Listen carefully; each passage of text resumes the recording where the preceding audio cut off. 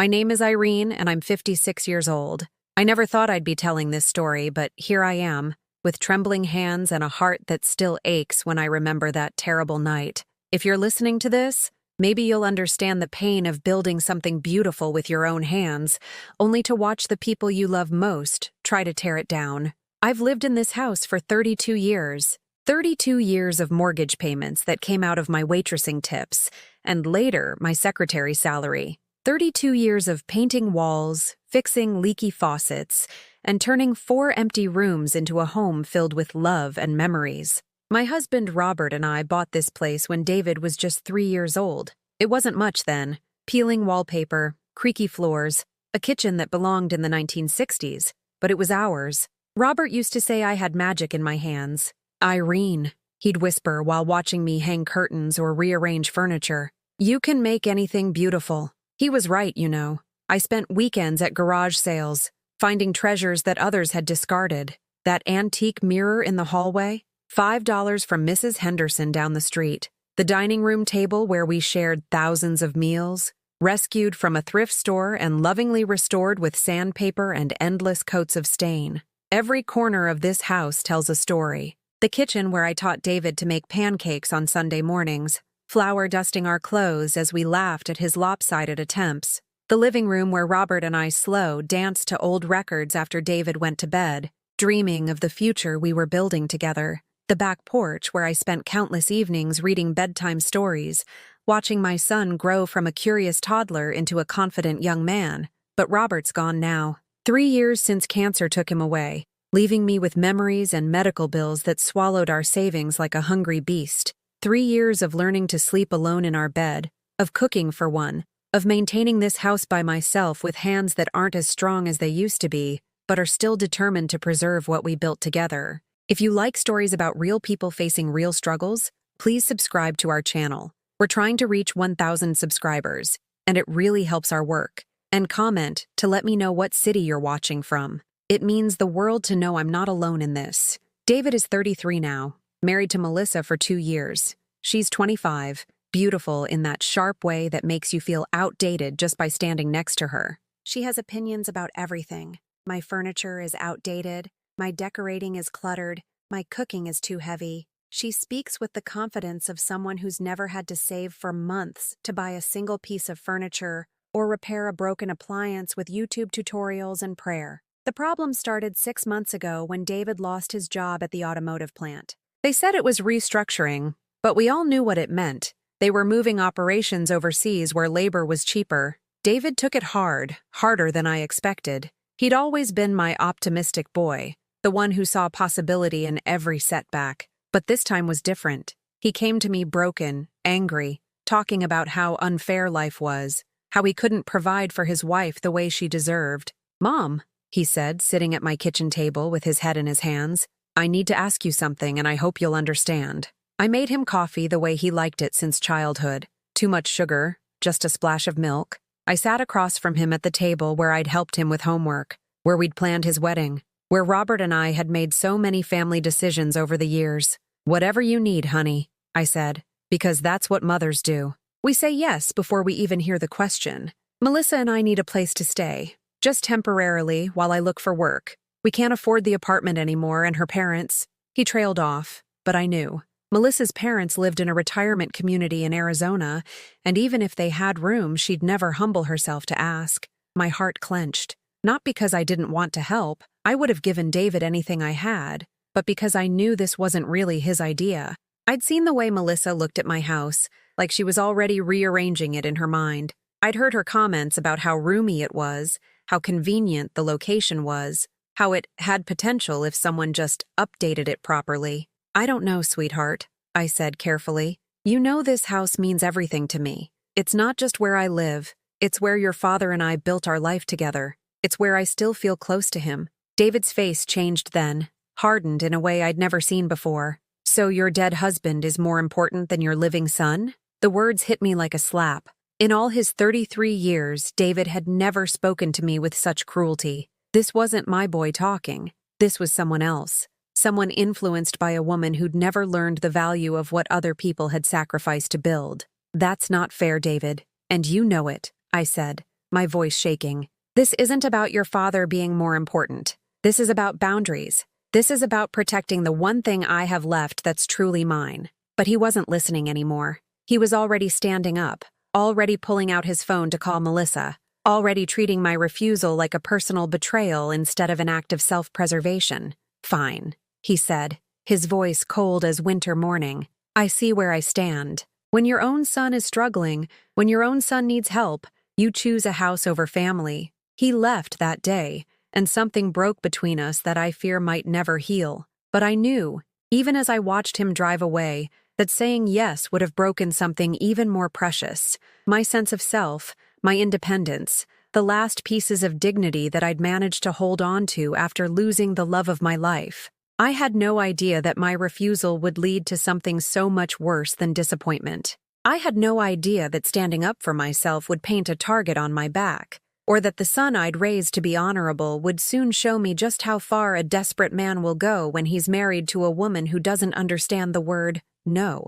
That night, I sat in my living room surrounded by all the memories Robert and I had created, all the love we'd poured into these walls, and I wondered if protecting this house was worth losing my son. I wondered if there was a way to help him without sacrificing myself. I should have trusted my instincts. I should have known that some battles, once begun, don't end with compromise or understanding. They end with someone standing and someone falling. And sometimes the person who falls is the one who's been holding everyone else up for far too long. But I couldn't have imagined how dark things would become, or how much pain awaited me just around the corner. 3 weeks passed in silence. No phone calls, no visits, not even a text message asking how I was doing. It was as if 33 years of motherhood had been erased with a single no. I kept checking my phone, hoping to see David's name on the screen, hoping he'd realize that my refusal wasn't about not loving him, it was about loving myself enough to maintain boundaries. But instead of my son's apology, I got something much worse. I got Melissa. She showed up on a Tuesday morning while I was watering the roses Robert had planted for our 10th anniversary. I heard her car door slam with more force than necessary, heard her heels clicking against the walkway with the sharp precision of someone coming to battle. "Irene," she said, not bothering with pleasantries like hello or how are you, just my name, spoken like an accusation. I turned around, garden hose still in my hand, and saw her standing there in a designer outfit that probably cost more than I spent on groceries in 2 months. Her blonde hair was perfectly styled despite the morning heat, her makeup flawless, her expression cold as January. "Hello, Melissa," I said, keeping my voice level. "David's not here." "I know where David is," she snapped. "He's at his friend Mike's house, sleeping on a couch like some kind of homeless person, all because his own mother won't help him when he needs it most." The accusation hung in the air between us like poison. I turned off the water and set down the hose, buying myself a moment to think. I'd known David was staying with Mike, but hearing it described that way, homeless person, made my heart clench with guilt I knew I didn't deserve to feel. "David is welcome here anytime he wants to visit," I said carefully. "But this is my home, Melissa. I have the right to decide who lives here." She laughed, but there was no humor in it. "Your home? You mean this old house that's falling apart? Look at this place, Irene. The paint is peeling, the roof probably leaks, and everything inside looks like it belongs in a museum. David and I could fix this place up, make it actually worth something instead of letting it rot away like some shrine to a dead man." Each word was calculated to hurt, chosen specifically to make me feel small and foolish for clinging to what she saw as worthless sentimentality. But what hurt most wasn't her criticism of my house. It was the casual way she dismissed Robert, reducing 30 years of marriage to a dead man, as if his memory meant nothing. "Robert wasn't just a dead man," I said, my voice shaking with the effort to stay calm. "He was my husband, David's father, and this house is filled with our love and memories. I won't apologize for wanting to preserve that." "Memories don't pay bills," Melissa shot back. "Memories don't fix leaky pipes or replace old appliances. You're living in the past while your son suffers in the present. What kind of mother does that?" The question hit me like a physical blow, because it touched on every doubt I'd been wrestling with since David walked out of my kitchen 3 weeks ago. What kind of mother did choose her house over her son's immediate needs? What kind of mother said no when her child was struggling? But even as the guilt washed over me, I recognized the manipulation in her words. She wasn't concerned about David's well-being. She was angry that I'd refused to give her what she wanted. This wasn't about love or family loyalty. This was about control and convenience. I raised David to be independent and responsible, I said, finding strength in the truth of it. I taught him to solve problems, not expect other people to solve them for him. If he's struggling, there are other solutions besides moving into his mother's house. Melissa's eyes narrowed, and I saw something dangerous flicker in them. Other solutions? Like what? He's been looking for work for months. Do you know how that feels, Irene? Do you know what it's like to watch your husband's confidence disappear a little more each day because he can't provide for his family? Yes, I said quietly. I do know. I watched Robert struggle with cancer for 2 years, watched him worry about leaving me with medical bills and an unfinished life. But we faced it together, without asking anyone else to sacrifice their security for our problems. That's different and you know it, she said. But I could see uncertainty creeping into her expression. She hadn't expected me to fight back, hadn't expected me to have answers for her accusations. How is it different? I asked. Because you're young and beautiful and think the world owes you something? Because you married my son expecting his family to take care of you instead of learning to take care of yourself? That's when her mask finally slipped. The carefully composed expression cracked, revealing the entitled anger underneath. You bitter old woman, she hissed. You're just jealous because David chose me over you. You can't stand that he has someone young and beautiful in his life. Someone who actually has a future instead of living in some pathetic shrine to the past. The cruelty in her voice was breathtaking.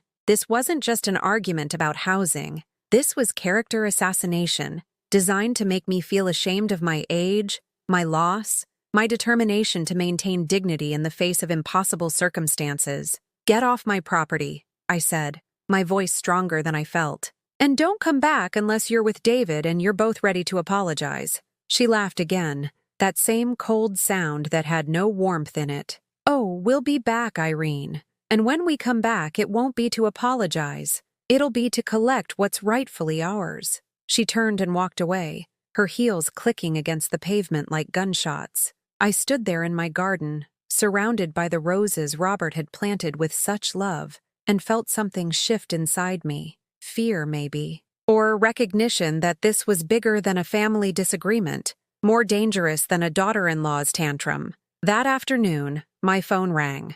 David's name appeared on the screen, and for a moment, my heart lifted with hope that he was calling to repair what had been broken between us. Mom, he said, but his voice was different, harder, more distant than the son I'd raised. David, honey, I'm so glad you called. I've been thinking about you every day, worrying. Save it, he interrupted.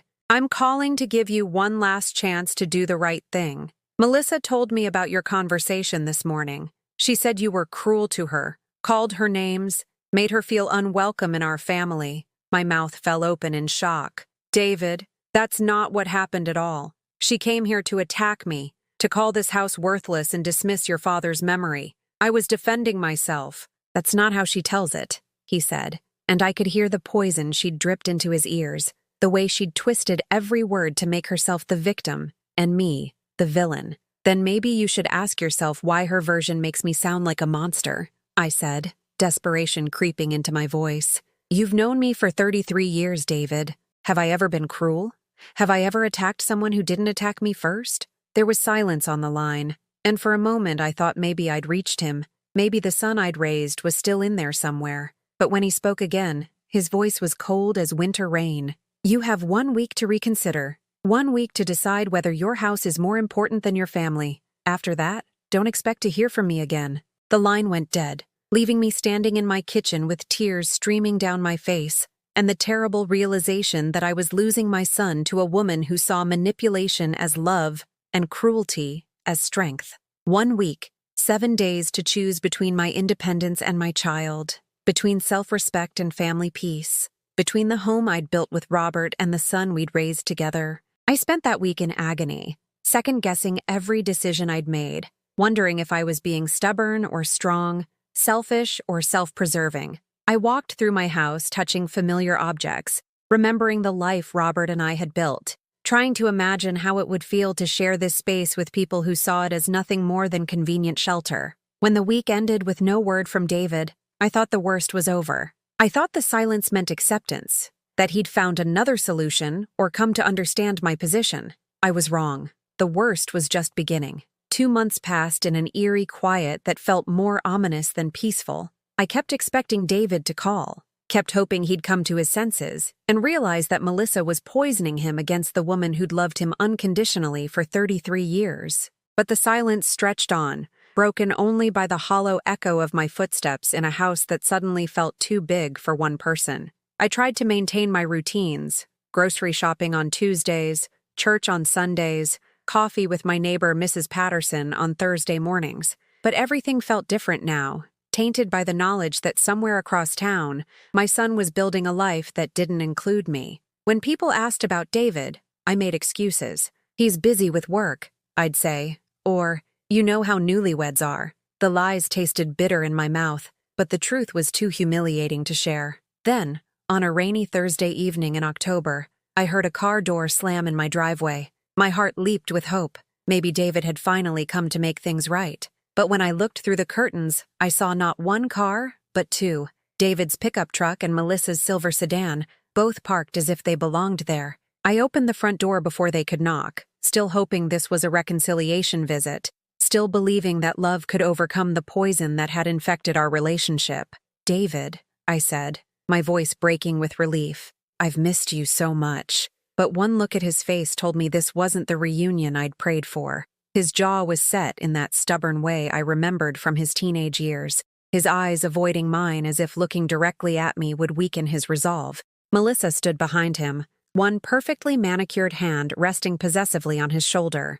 "We need to talk," David said, pushing past me into the living room where he'd played with toy trucks as a child, where Robert had taught him to play chess, where we'd opened Christmas presents and celebrated birthdays for decades. "Of course," I said, closing the door against the cold rain. "I'll make coffee. We can sit down and work this out like family." "This isn't a social visit, Mom," David said, and the coldness in his voice made me stop halfway to the kitchen. "We're here to discuss the house." Melissa moved to stand beside him, her expensive coat dripping water onto my hardwood floors. She looked around my living room with the calculating eyes of someone appraising property, taking inventory of what she might soon possess. "Discuss what about the house?" I asked, though a cold dread was already settling in my stomach. "The fact that you're wasting it," Melissa said before David could answer. "Living here all alone, letting it deteriorate, refusing to share it with family who could actually maintain it properly." "I maintain my home just fine,"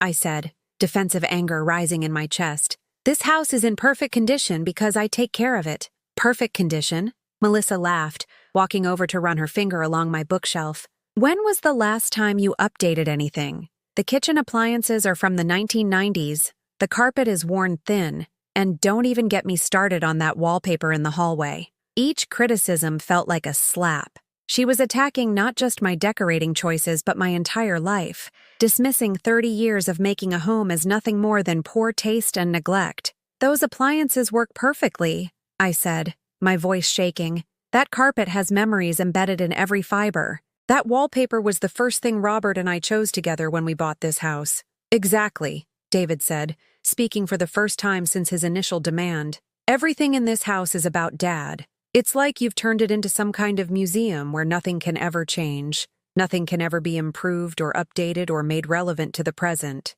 The accusation cut deep because there was a grain of truth in it that I couldn't deny. I had kept things the way Robert liked them, had preserved our shared aesthetic choices as a way of keeping him close. But that wasn't the same as living in a museum. It was honoring a love that had shaped who I was. "Your father and I built this home together," I said.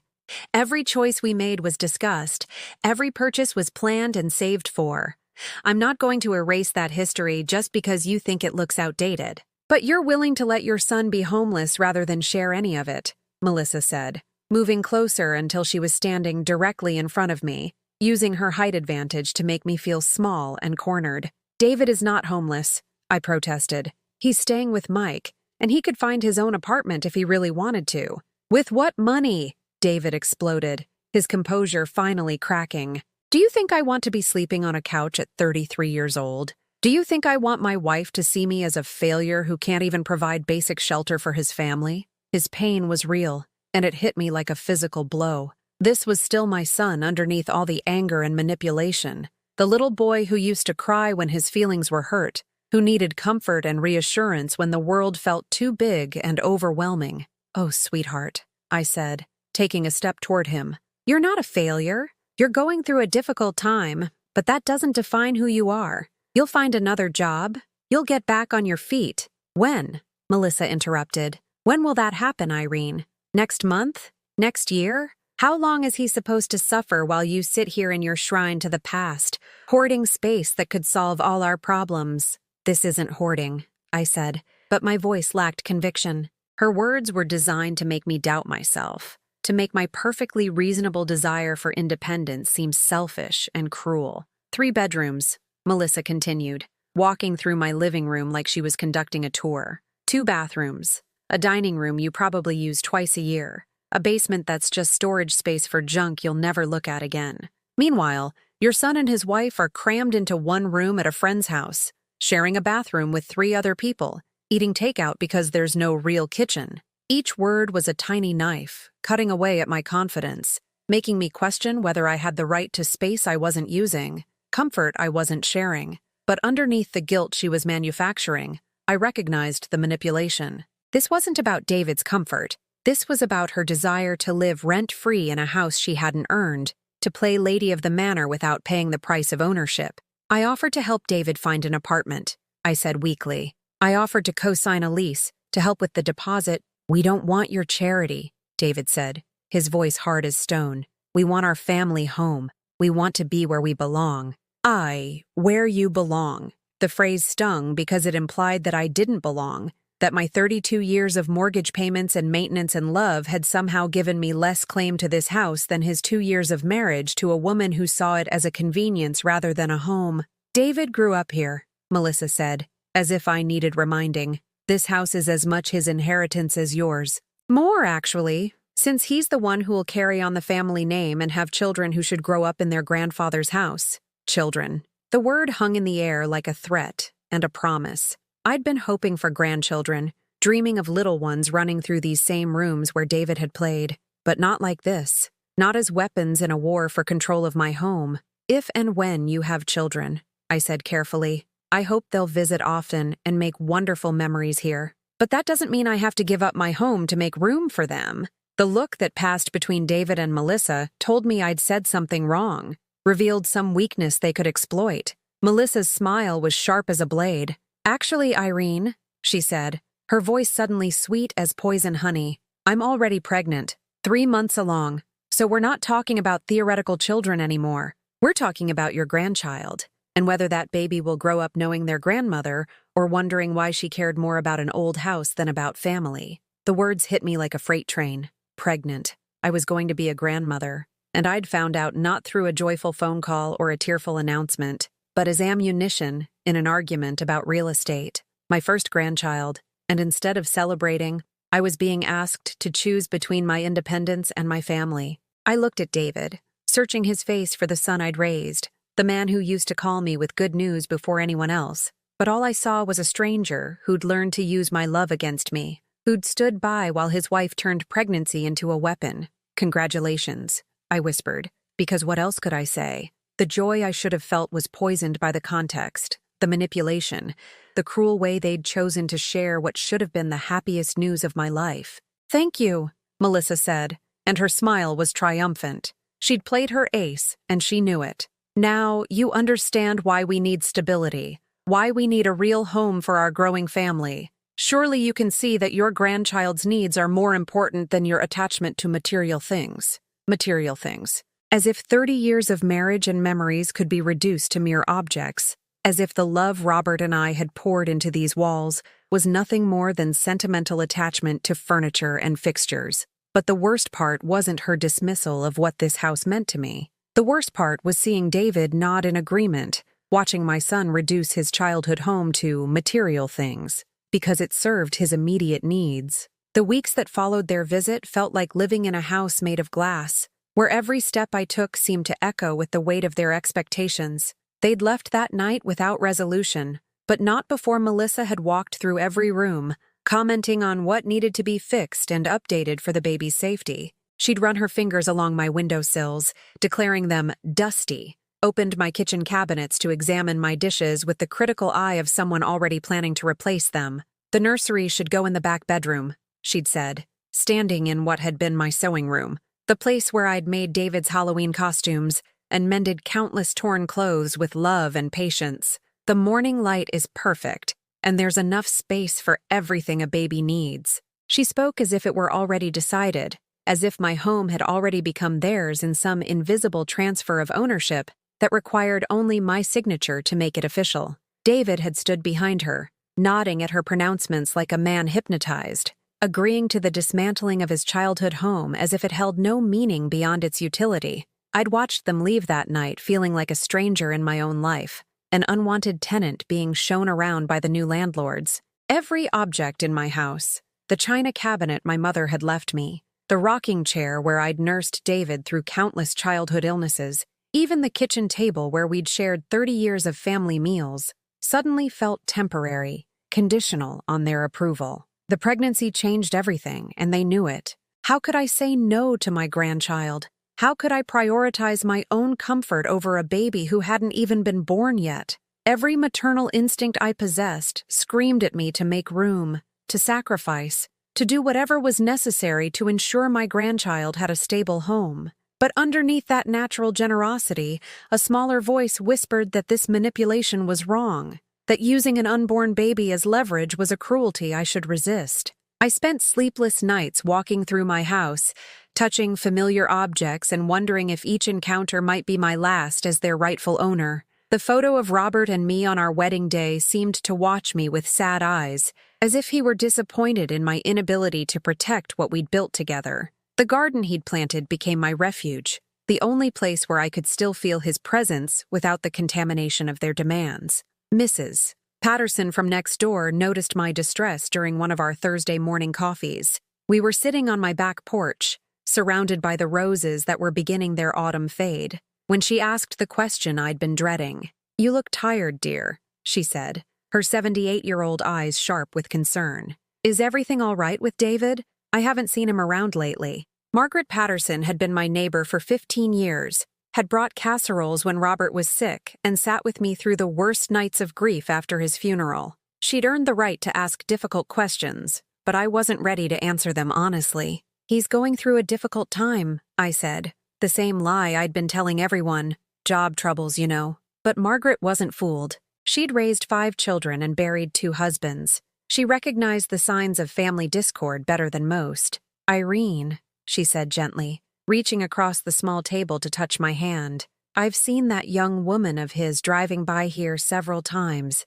slowing down, looking at your house like she's planning something. Is there something you need to tell me?" The kindness in her voice broke something loose inside me, and suddenly I was crying. Not the dignified tears of grief I'd learned to manage, but the ugly, desperate sobs of someone drowning in circumstances beyond their control. "They want me to let them move in," I gasped between sobs. "She's pregnant, and they say the baby needs a stable home, and David acts like I'm some terrible mother for wanting to keep my own house." Margaret listened without judgment as the whole story poured out. The ultimatum, the guilt, the way they'd made me feel selfish for clinging to the home Robert and I had built together. When I finished, she was quiet for a long moment, her weathered hands wrapped around her coffee cup like an anchor. "You know what this is, don't you?" she finally said. "This is elder abuse, emotional manipulation designed to separate you from your assets. I've seen it happen to 3 other women in this neighborhood over the past 10 years.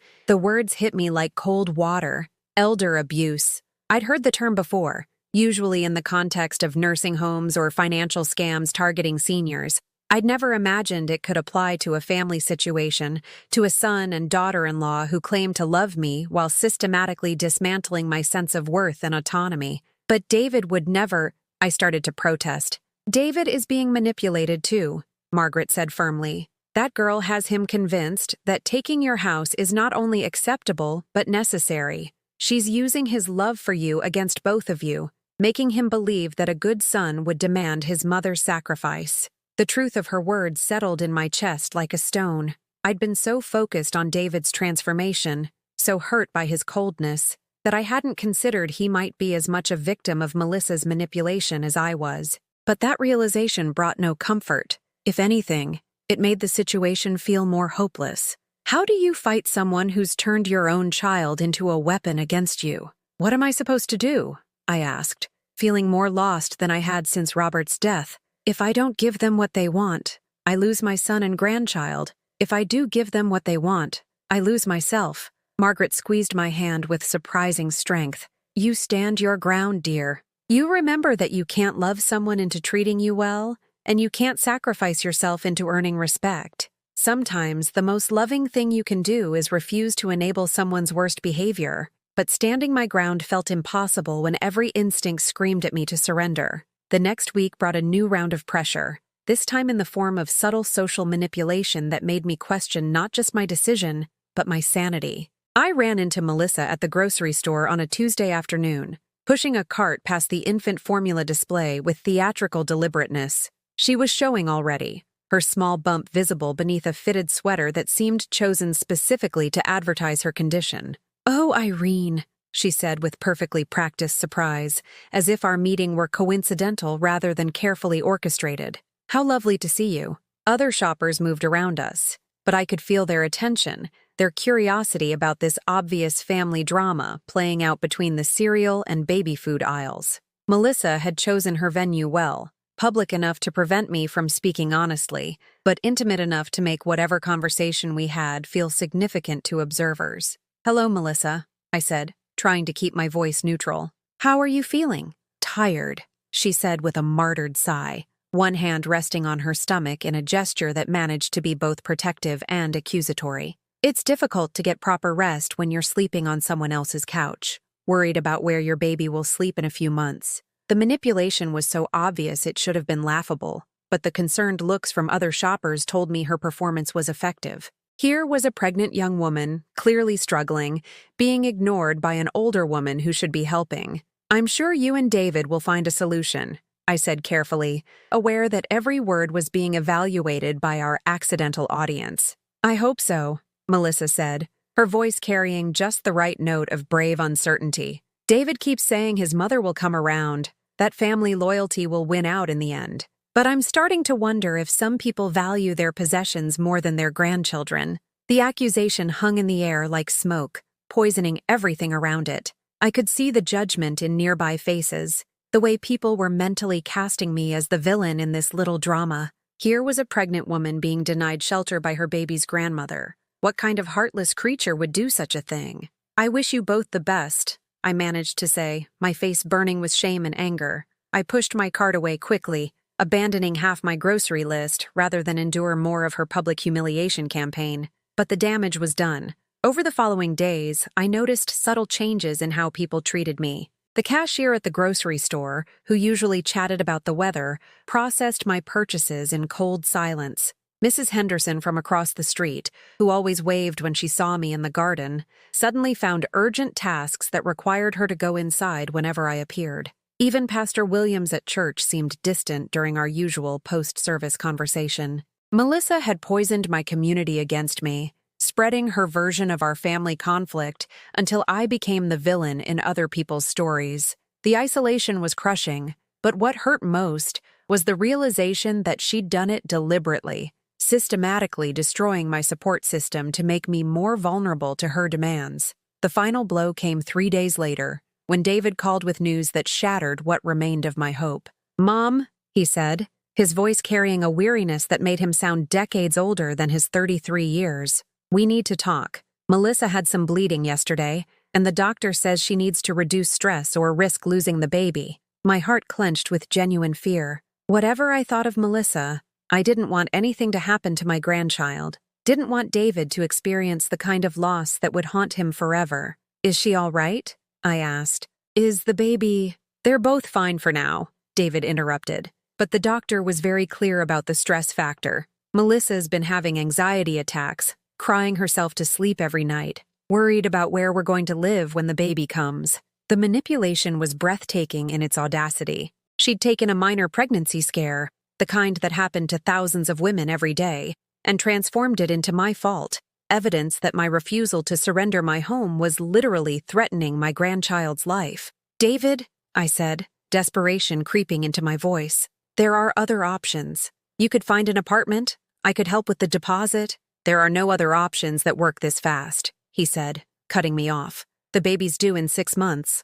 We need stability now, not promises about what might be available later." 6 months. The timeline felt like a countdown to my execution, each day bringing me closer to a choice I couldn't make without losing part of my soul. Give up my home and independence, or watch my son and grandchild disappear from my life forever. "Please, Mom," David said, and for a moment his voice cracked with the vulnerability of the little boy he used to be. "Please don't let your stubbornness cost us our baby." The line went dead, leaving me standing in my kitchen with tears streaming down my face and the terrible knowledge that I was completely alone in a battle I couldn't win. My community had turned against me. My son saw me as an obstacle to his happiness, and even my own conscience whispered that maybe they were right. Maybe I was being selfish.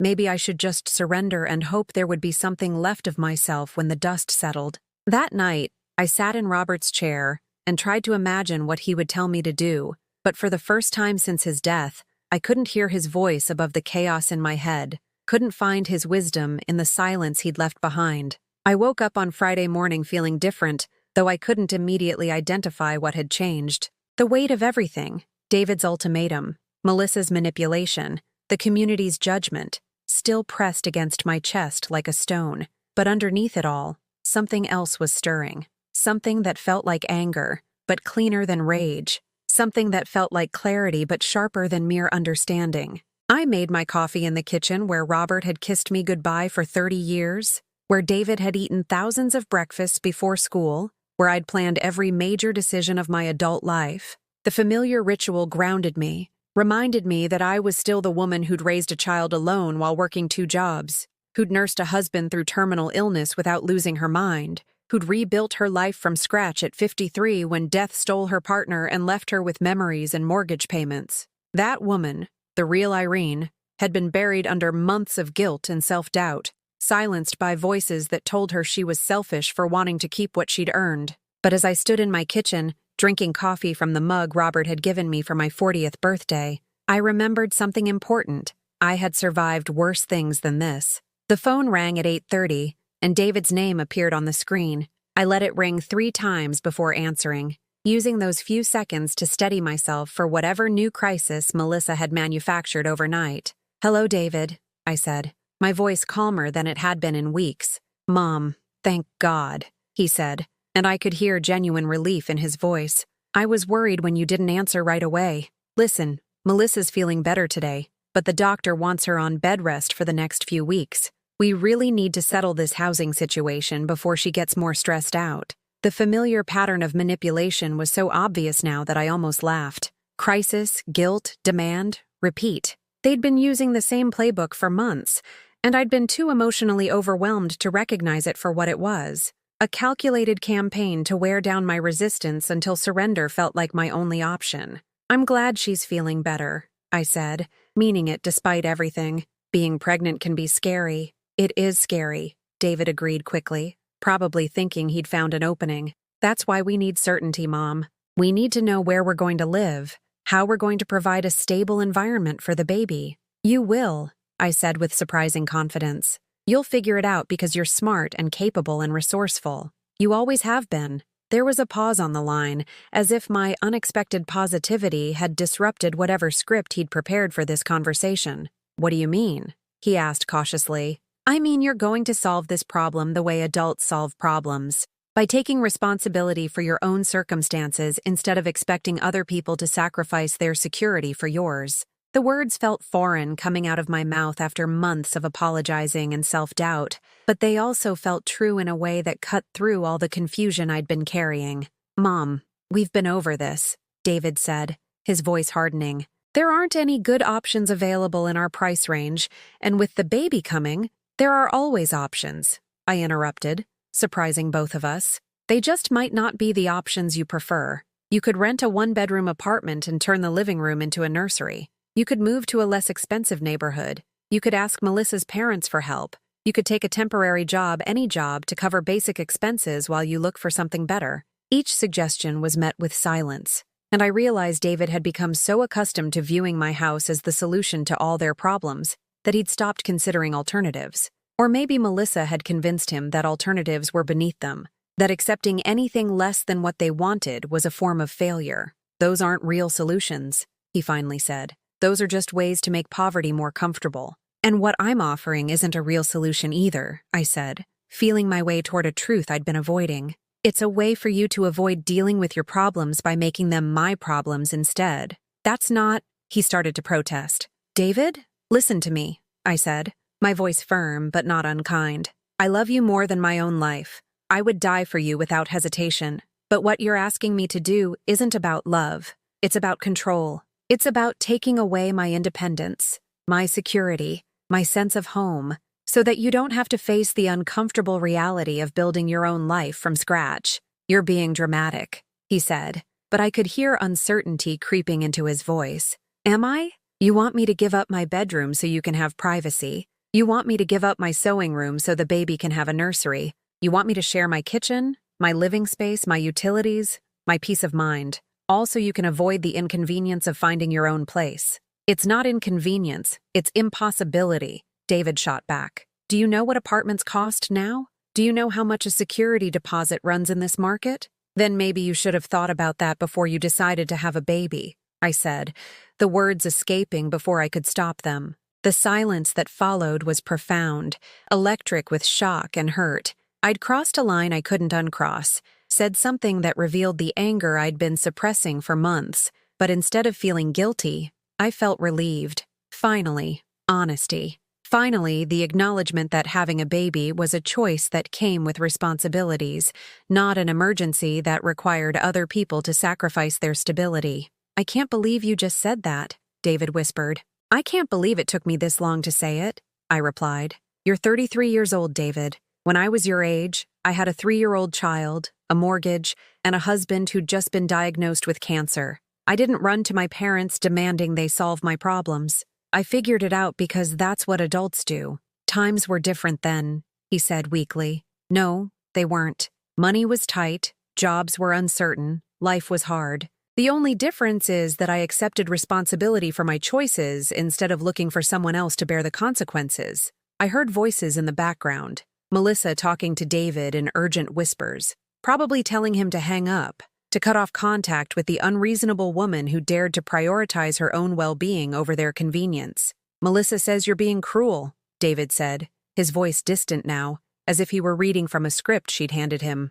"Melissa can speak for herself if she has something to say to me," I replied, "but I won't be lectured about cruelty by someone who's spent months trying to manipulate me out of my home." "She's not manipulating anyone," David protested, but his voice lacked conviction. "David, she told the grocery store clerk that I was denying shelter to my pregnant daughter-in-law. She's turned half the neighborhood against me with stories about my selfishness. She showed up at my house to catalog everything she planned to change, treating my home like her future property. If that's not manipulation, what would you call it?" Another long pause. I could almost hear him thinking, processing information through a filter that Melissa had carefully constructed over months of subtle influence. "She's just stressed about the baby," he said finally. "Pregnant women sometimes say things they don't mean." "And what's your excuse?" I asked quietly. The question hung between us like a bridge he could either cross or burn. For a moment, I thought he might choose the bridge, might recognize that his behavior had been as hurtful as Melissa's, just expressed differently. Instead, he chose fire. "My excuse is that I'm trying to take care of my family," he said, his voice cold again. "And if you can't understand that, if you can't put family first when it really matters, then maybe we don't have anything else to talk about." The line went dead, but this time I didn't feel the crushing despair that had followed our previous conversations. Instead, I felt something I hadn't experienced in months: peace. Not the peace of surrender, but the peace of finally understanding where I stood and what I was fighting for. I walked through my house with new eyes, seeing it not as a museum to the past, but as a sanctuary I'd created through decades of work and love. Every scratch on the hardwood floors told a story. David's bicycle wheels when he was learning to ride indoors during a snowstorm, the piano movers who'd miscalculated the doorway width, The Christmas when we'd rearranged all the furniture to fit an unexpectedly large tree. The wallpaper Melissa hated so much had been hung during my first pregnancy loss, when Robert and I had needed a project to channel our grief into something beautiful. The kitchen she wanted to renovate had been remodeled with money we'd saved quarter by quarter, making choices based on durability rather than fashion, because we knew we'd have to live with them for decades. This wasn't just a house. It was the physical manifestation of my entire adult life, the place where I'd loved and lost and learned to love again. I had no obligation to share it with people who saw it as nothing more than convenient shelter, who dismissed my attachment to it as sentiment that could be discarded for their benefit. For the first time in months, I slept peacefully that night, not because my problems had been solved, but because I'd finally remembered who I was underneath all the guilt and confusion. I was Irene Morrison, and I didn't need anyone's permission to value what I'd built with my own hands and heart. I was still facing an impossible choice between my family and my independence, but at least now I understood the choice clearly. I wasn't being asked to make room for love. I was being asked to surrender my dignity for the comfort of people who'd forgotten how to earn what they wanted. It wasn't the end of my troubles, but it was the end of my confusion. And sometimes, clarity is the first step toward justice. The days that followed my phone conversation with David felt like the eye of a hurricane, eerily calm on the surface while powerful forces gathered strength beneath. I moved through my daily routines with a new sense of purpose, but it was a quiet purpose, the kind that builds momentum slowly and deliberately. I began with small acts of self-care that I'd abandoned during the months of emotional siege. I made doctor's appointments I'd been postponing, scheduled maintenance for my car, even bought myself a new dress. Nothing extravagant, just a simple navy blue dress that made me feel like myself again instead of the defeated woman I'd been becoming. Margaret Patterson noticed the change during our Thursday coffee, though she was kind enough not to comment directly on the transformation. Instead, she smiled as I served fresh-baked blueberry muffins instead of the store-bought cookies I'd been offering for weeks. "These smell wonderful," she said, breaking open the still-warm muffin and watching steam rise from the fluffy interior. "I haven't smelled your baking in months." "I've been neglecting a lot of things," I admitted, settling into my chair with my own muffin and a cup of coffee that I'd actually taken time to make properly, instead of just reheating yesterday's leftovers. "But I'm remembering who I used to be." Margaret's knowing smile told me she understood exactly what I meant. "Sometimes we have to lose ourselves for a while before we can find ourselves again," she said. "The important thing is recognizing when it's time to come back." That afternoon, I did something I hadn't done since Robert's death. I called my lawyer. James Harrison had handled our will preparation years ago, had guided me through the probate process when Robert died, and had always told me to call if I needed anything. Today, I needed something. "Mrs. Morrison?" His voice was warm with genuine pleasure when his secretary connected us. "How lovely to hear from you. How can I help?" "I need to understand my rights regarding my property," I said, surprising myself with how steady my voice sounded. "Specifically, what protections I have if family members try to pressure me into sharing my home against my will." There was a pause, and when James spoke again, his tone had shifted to professional concern. "Are you experiencing pressure from family members, Irene?" "Yes," I said simply. "My son and his wife want to move into my house, and they're using emotional manipulation to try to force my agreement. I need to know where I stand legally." "Well, legally, you stand on very solid ground," James said firmly. "It's your house, titled in your name alone since your husband's death. No one has the right to live there without your permission, regardless of their relationship to you. But I sense there's more to this situation than simple legal questions." I found myself telling him everything. The pregnancy announcement used as a weapon, the public humiliation campaign, David's transformation from loving son to entitled demander. James listened without interruption, occasionally making small sounds of sympathy or disapproval. "Irene," he said when I finished, "what you're describing sounds like a textbook case of financial elder abuse. It's more common than you might think, and it often involves adult children who've convinced themselves that their parents' assets should be available to solve their problems. But David isn't trying to steal from me," I protested. "He just wants a place to live." "He's trying to coerce you into giving up your property rights through emotional manipulation and social pressure," James corrected gently. "The fact that he's calling it family loyalty instead of theft doesn't change the fundamental nature of what's happening. His words crystallized something I'd been struggling to articulate. This wasn't just a family disagreement. It was an attempt to separate me from my assets through psychological warfare,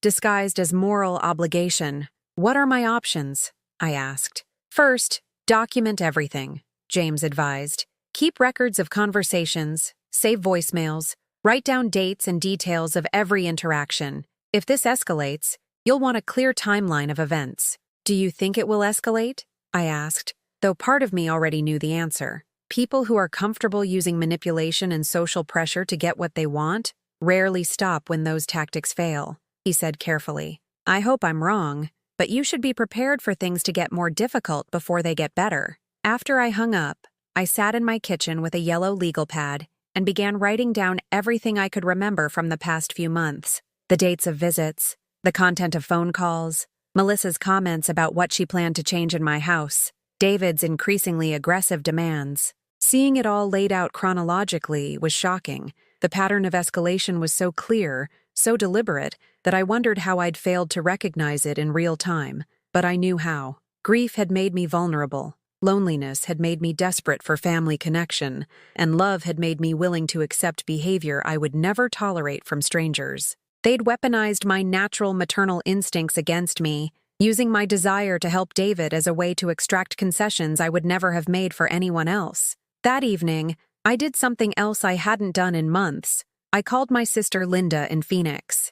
We'd grown apart since Robert's death, not from any conflict, but from the simple drift that happens when grief makes maintaining relationships feel like more work than you can manage. But tonight, I needed to hear the voice of someone who'd known me before I became a target for manipulation. "Irene!" Linda's voice was bright with surprise and pleasure. "Oh my goodness, I was just thinking about you. How are you, sweetheart?" "I'm finding my way back to myself," I said, and realized it was the truest thing I'd said in months. We talked for over an hour, about her grandchildren in Arizona, about my garden, about memories of our childhood that had nothing to do with the current crisis. But toward the end of the conversation, I found myself telling her about David and Melissa's demands. "They want you to what?" Linda's voice sharpened with incredulous anger. "Irene, that's outrageous. You raised that boy better than that." "I thought I did," I said sadly. "But Melissa has him convinced that I'm being selfish and unreasonable." "Melissa can convince him that the sky is purple if she wants to," Linda said bluntly. "But that doesn't make it true. You listen to me, sister. You spent 32 years earning every square inch of that house. You don't owe it to anyone, not even David." Her fierce loyalty reminded me that I wasn't completely alone, that somewhere beyond the poisoned atmosphere Melissa had created around me, there were still people who understood my value and respected my right to make my own choices. The next morning brought an unexpected visitor. I was deadheading roses in my front garden when a police car pulled into my driveway. For a moment, panic seized me. Had something happened to David? But the officer who approached was relaxed, his expression professional, but not alarming. "Mrs. Morrison?" he asked, removing his hat as he approached. "I'm Officer Rodriguez from the Community Services Division.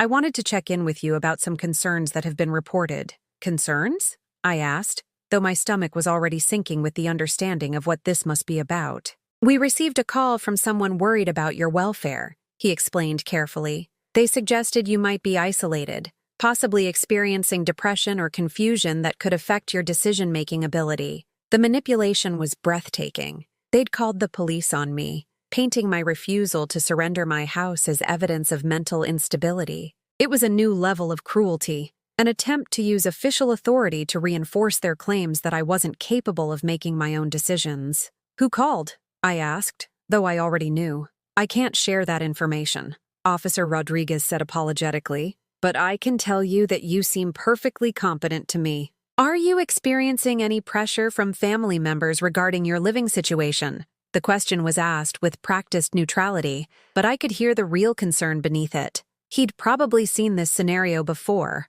family members using welfare checks as another form of harassment against elderly relatives who wouldn't comply with their demands. "My son and his wife want to move into my house," I said honestly. "When I refused, they've been trying various methods to change my mind, including apparently questioning my mental competence." Officer Rodriguez nodded as if this was exactly what he'd expected to hear. "Mrs. Morrison, You have the absolute right to control who lives in your home. If anyone is pressuring you or making you feel unsafe, that's something we take very seriously.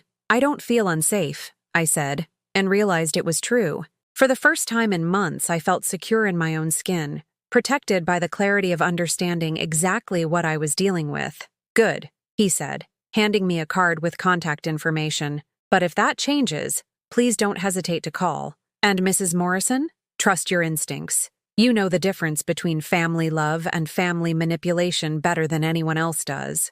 After he left, I stood in my garden feeling a strange combination of anger and relief. Anger at the escalation, at the attempt to use police intervention as another weapon in their campaign, but relief too, because their desperation was showing. People who are confident in the righteousness of their cause don't need to call in false welfare checks or question their opponent's sanity. They were running out of legitimate options, which meant they were approaching the point where they'd either have to accept my decision or reveal just how far they were willing to go to get what they wanted. I went inside and added Officer Rodriguez's visit to my yellow legal pad, noting the date and time and the stated reason for his check. The documentation was growing thicker, the pattern of harassment more obvious with each entry. That night, I sat in Robert's chair and felt his presence more clearly than I had since his death. Not the sad ghost who'd been haunting my house during the worst of my confusion, but the strong, loving man who'd always encouraged me to stand up for myself and trust my own judgment. "What would you tell me to do?" I whispered into the quiet darkness. The answer came not as words, but as memory. Robert's voice from years ago, during a conflict with his own demanding relatives. "Love doesn't require surrender, Irene. Real love respects boundaries." I was ready for whatever came next. It happened on a Tuesday evening in November, when the early darkness made my house feel like a warm island of light against the approaching winter. I was in my kitchen, making soup from the vegetables Margaret had brought from her garden, when I heard car doors slamming in my driveway with more force than necessary. Not one car this time, but two. I looked through my kitchen window and saw David's truck and Melissa's sedan, but there was a third vehicle I didn't recognize, a newer SUV with temporary plates. My stomach tightened with apprehension as I watched three figures emerge from the vehicles and approach my front door with the determined stride of people who'd come to settle something once and for all. The doorbell rang twice in quick succession, followed immediately by heavy knocking that echoed through my house with aggressive impatience.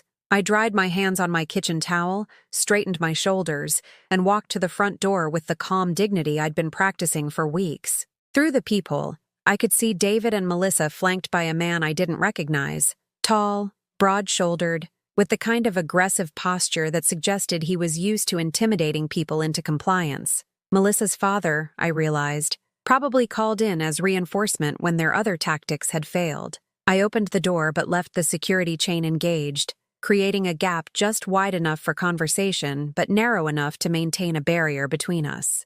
"Hello, David," I said calmly. "I wasn't expecting you." "Open the door, Mom," David said, his voice carrying a hardness I'd never heard before. "We need to come in and settle this tonight." "I'm comfortable talking like this," I replied, my voice steady despite the adrenaline beginning to course through my veins. "What did you want to discuss?" The man I assumed was Melissa's father stepped forward, his bulk filling the narrow gap created by the security chain. "Mrs. Morrison, I'm Tom Bradford, Melissa's father. I think it's time we had a frank conversation about your responsibility to your family." His voice carried the authority of someone accustomed to being obeyed, but there was something in his eyes that reminded me of every workplace bully I'd ever encountered, the kind of man who used size and volume to compensate for the weakness of his arguments. "My responsibility is to myself," I said with surprising firmness. "And right now, that means keeping my door locked when three people show up unannounced to pressure me into giving them what they want."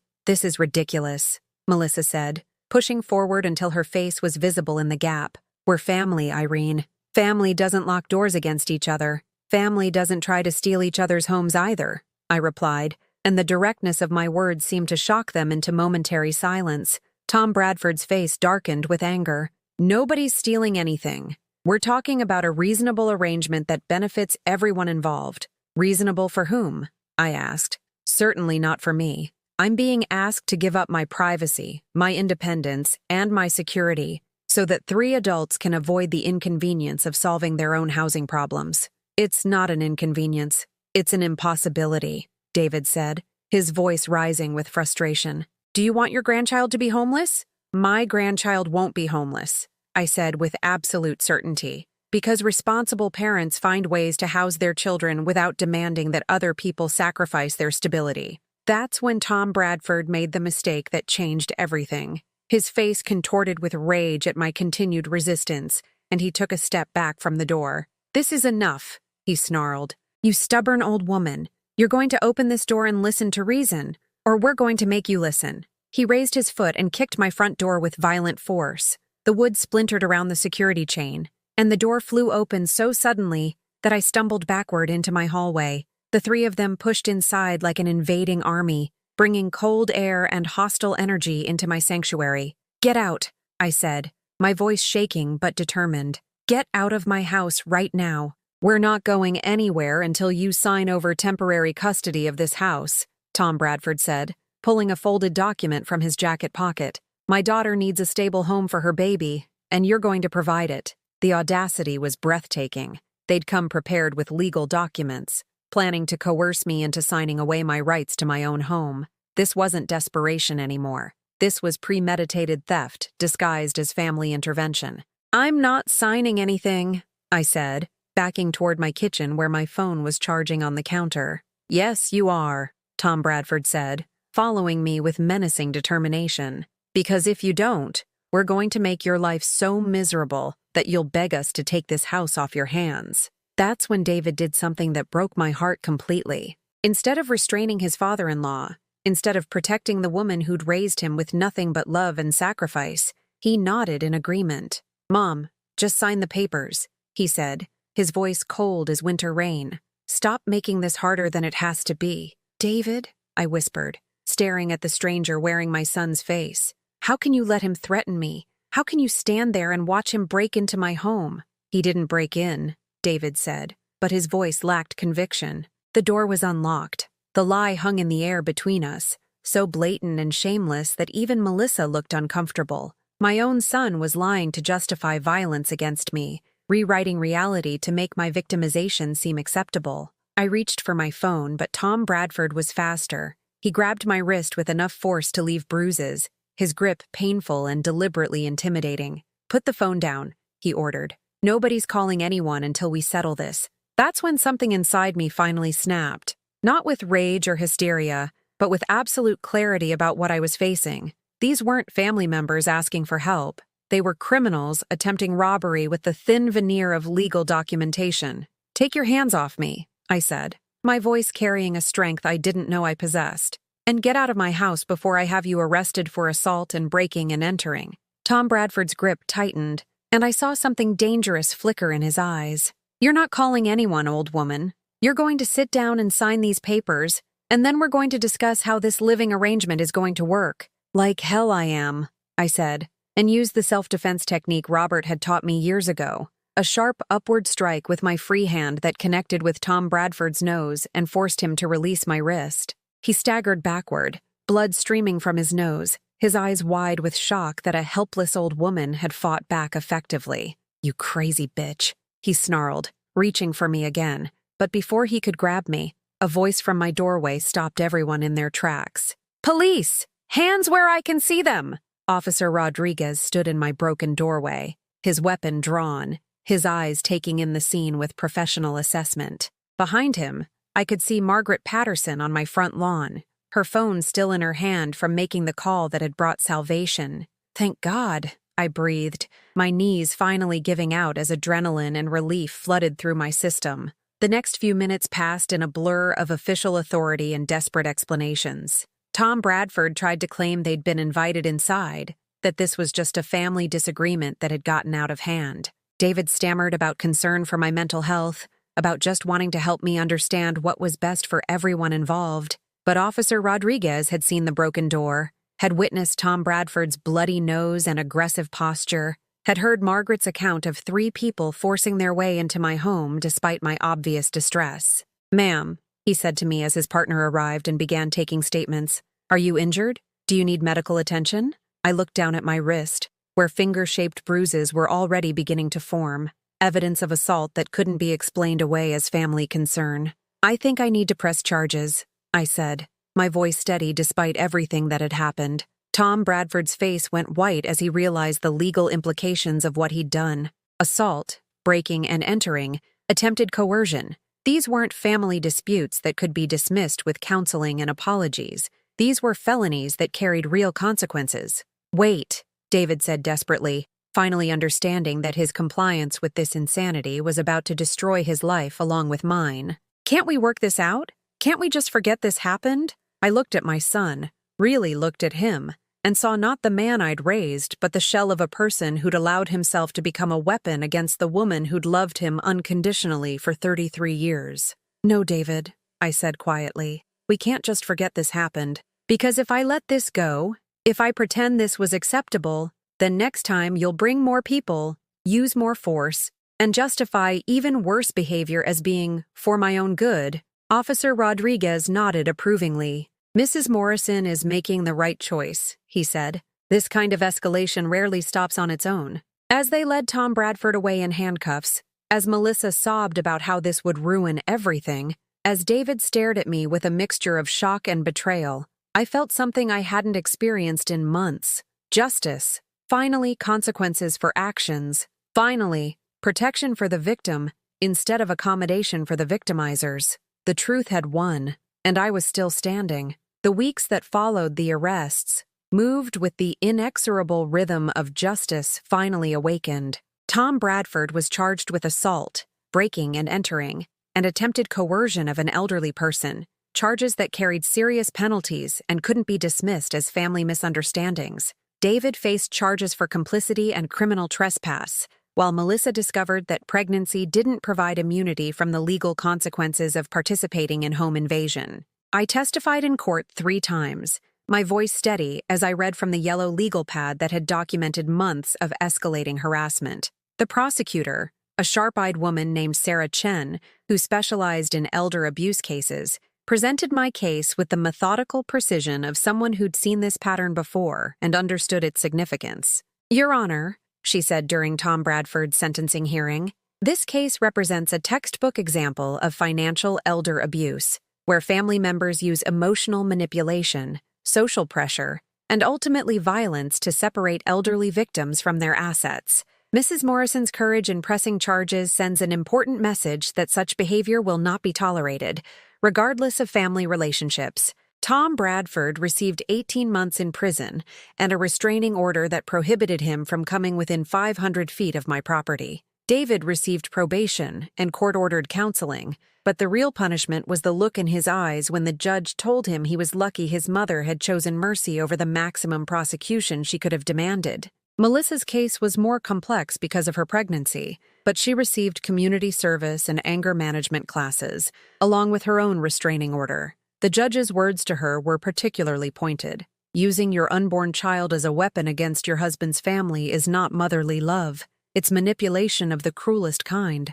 But the legal victories, satisfying as they were, paled beside the personal transformation that emerged from finally standing up for myself. The woman who'd been beaten down by months of emotional warfare was gone, replaced by someone who understood her worth and refused to apologize for protecting it. My house felt like home again once I'd replaced the broken door and changed all the locks. I hung new curtains in my kitchen, cheerful yellow ones that reminded me of sunshine instead of the dusty blue ones that had been hanging there since Robert's death.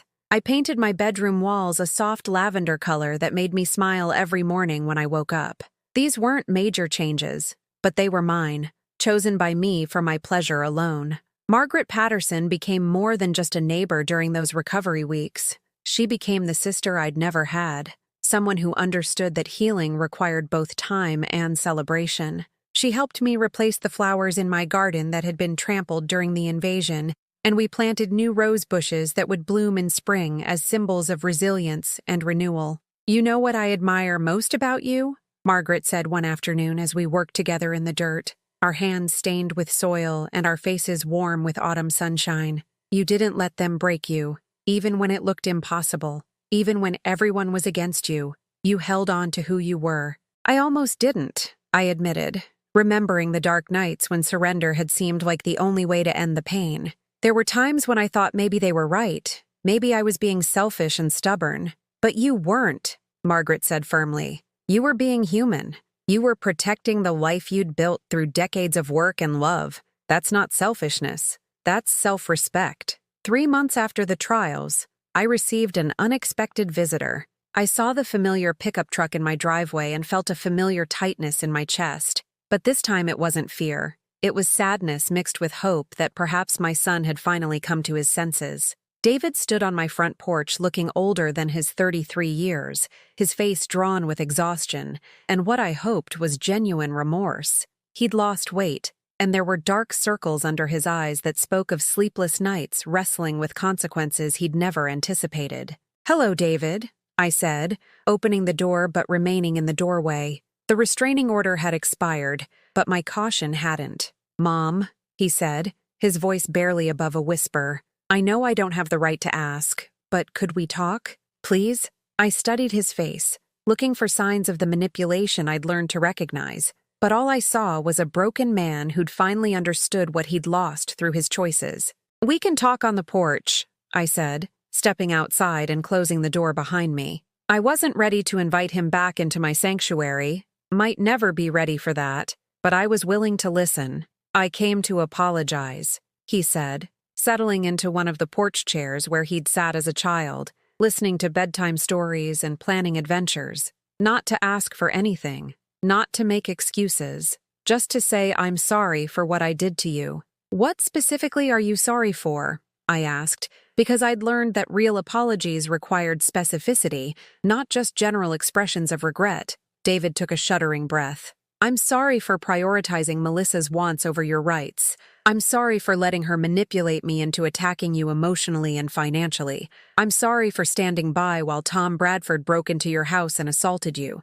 I'm sorry for spending months trying to make you feel guilty for protecting yourself. I'm sorry for betraying everything you taught me about respect and love and family." Each apology landed like a small healing balm on wounds that had scarred, but not fully closed. He understood what he'd done, could articulate the harm he'd caused, wasn't trying to minimize or justify his behavior. "What changed?" I asked. "Melissa left me," he said simply. 2 weeks after the trials ended, she packed up and moved back to her parents' house in Arizona, said she couldn't be married to someone who'd failed to provide for his family, who'd let his own mother destroy their chances of happiness. The irony was breathtaking. After everything Melissa had done to get my house, after all the manipulation and pressure and ultimately violence, she'd abandoned David the moment her plans failed. She'd never loved him. She'd loved the lifestyle she thought he could provide, and when that proved impossible, she'd discarded him like a broken appliance. "I'm sorry," I said, and meant it. Whatever David had done, I didn't want him to suffer the way Melissa's departure would make him suffer. "Don't be," he said with a bitter laugh. "It was the best thing that could have happened to me. It forced me to see what I'd become, what I'd let her turn me into. I spent 6 months trying to steal my mother's house for a woman who didn't even love me enough to stay when things got difficult." We sat in silence for a while, two people who'd loved each other deeply before circumstances and manipulation had turned us into adversaries. The autumn air was crisp with the promise of winter, but there was warmth between us now, tentative and fragile, but real. "The baby?" I asked quietly. "She lost it," David said, his voice heavy with grief. "Miscarriage at 20 weeks.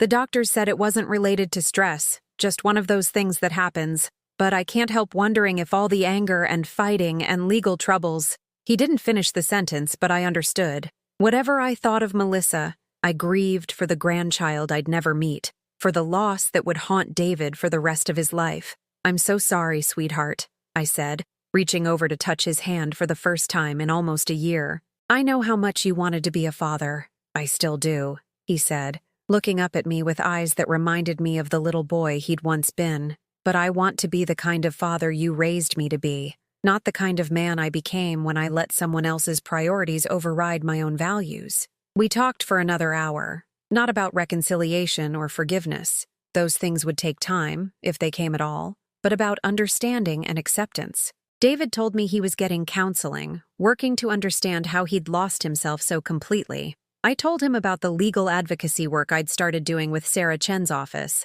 helping other elderly victims find their voices and fight back against family financial abuse. I'm proud of you, he said as he prepared to leave. I know that probably doesn't mean much after everything I did, but I want you to know that the woman who stood up to 3 people trying to steal her home, who fought back and won, that's the mother I remember. That's the woman who raised me to know right from wrong, even though I forgot those lessons for a while. You didn't forget them, I said gently. You just let someone convince you they didn't apply to your situation. But they always apply, David. Love doesn't demand surrender, and family doesn't justify theft. After he left, I sat on my porch until the sun set behind the trees, thinking about justice and mercy and the difference between forgiveness and reconciliation.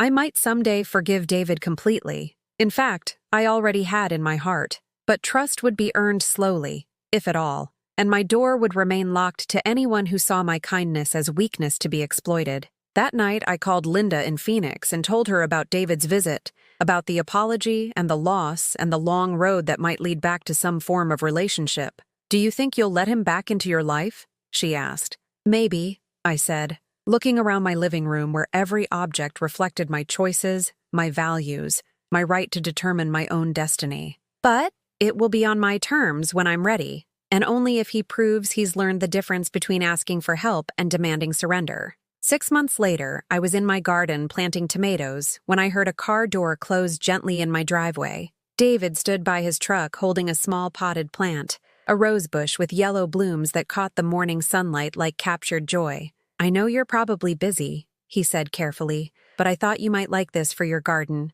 It's called New Dawn. Seemed appropriate. I looked at my son, really looked at him, and saw not the entitled stranger who'd tried to steal my home, but the man I'd raised him to be, finally finding his way back to himself. It's beautiful, I said, accepting the plant and the hope it represented. Would you like to help me plant it? He nodded, his eyes bright with tears of gratitude, and together we knelt in the dirt and planted something new in the garden where Robert and I had taught him to grow. I learned that sometimes the hardest thing isn't fighting for justice, it's knowing when you've won. I am 67 now, living alone in the house I earned through 34 years of payments and love. David visits sometimes, usually bringing flowers or vegetables from his own small garden. We're rebuilding trust slowly, carefully, like archaeologists reconstructing something precious from fragments. I never remarried, never needed to. I found completeness in my own company, strength in my own choices, peace in my own space. Sometimes justice doesn't look like what you expect. Sometimes it looks like an older woman standing in her kitchen at sunset, completely alone and completely content, knowing that she protected what mattered most, her dignity, her independence, and her right to say no. The house still holds all our memories, Robert's and mine, David's childhood, the laughter and tears and ordinary moments that made us a family. But now it holds something else too, the knowledge that love without respect is manipulation, that family obligations work both ways, and that sometimes the most loving thing you can do is refuse to enable someone's worst impulses. I am Irene Morrison, and this is my house. I earned it, I kept it, and I sleep peacefully in it every night, surrounded by the ghosts of love that was real and the solid walls of a life well lived and well defended.